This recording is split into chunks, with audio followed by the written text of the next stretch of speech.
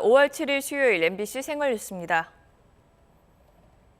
세월호 침몰 사고 22일째 64개 격실에 대한 1차 수색을 마친 합동수색팀은 오늘부터 시작되는 소조기를 맞아 수색 작업에 속도를 내고 있습니다. 범정부 사고대책본부 연결합니다. 김태윤 기자 전해주시죠. 유병헌 전 회장 일가의 비리 의혹을 수사 중인 검찰이 오늘 새벽까지 계열사 대표들을 강도 높게 조사했습니다. 인천지검 중계차 연결합니다. 정동훈 기자 전해주시죠. 세월호 침몰 당시 승객들도 해경이 도착한 사실을 알고 구조를 기다렸던 것으로 밝혀졌습니다.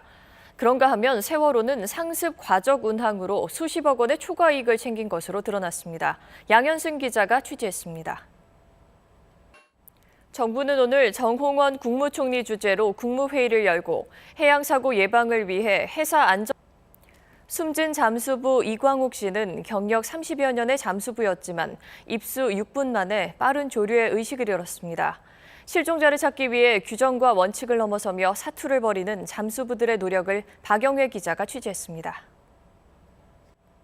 어제 오전 세월호 실종자 수색 중 숨진 민간 잠수사 53살 이광욱 요즘 세월호 사고의 여파로 전직 관료가 공공기관의 요직을 독점하는 이른바 관피아 낙하산에 대해 눈총이 따가운데요. 방만 경영으로 중점관리 대상이 된 공공기관의 수장 절반이 관피아인 것으로 나타났습니다. 신정현 기자가 보도합니다. 새정치민주연합이 세월호 참사 진상규명을 위해 특검을 포함해 청문회, 국회 국정감사와 국정조사를 열자고 요구했습니다. 새누리당은 사고를 정쟁에 이용하려는 행위라며 국민의 심판을 받을 것이라고 비난했습니다. 김세로 기자의 보도입니다. 서울 지하철 2호선 추돌 사고 수사 소식입니다.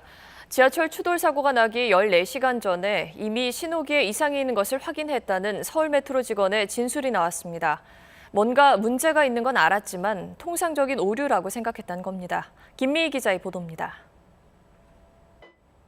새정치민주연합의 광주시장 공천에 반발해 대규모 탈당 사태가 발생했고 안산 공천과 관련해 상경 시위가 벌어지는 등 전략 공천에 따른 후폭풍이 이어졌습니다. 현원섭 기자의 보도입니다. 경제협력개발기구 OECD가 한국의 올해 경제성장률 전망치를 상향 조정했습니다.